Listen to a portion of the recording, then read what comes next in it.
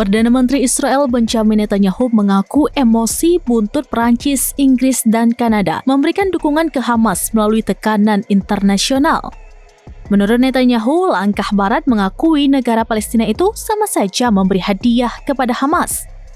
Tuduhan Netanyahu itu dilontarkan lantaran Perancis, Inggris, dan Kanada menekan Israel untuk menghentikan operasi militernya di Gaza dan membuka akses bantuan kemanusiaan.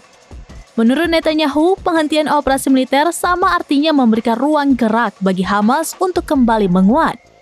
Selain itu, Netanyahu menyebut apa yang dilakukan para pemimpin Perancis, Inggris, dan Kanada bisa melemahkan upaya Israel dalam menghancurkan Hamas. Atas kondisi itu, nantinya akan membuat Hamas semakin berani. Hal inilah yang disebut Netanyahu setiap penghentian operasi militernya justru dimanfaatkan Hamas untuk memperkuat diri.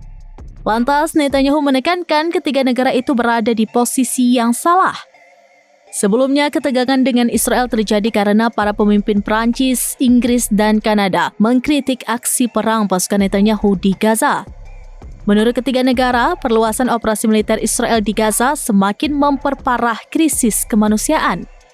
Selain itu, menimbulkan banyak korban jiwa di kalangan penduduk sipil.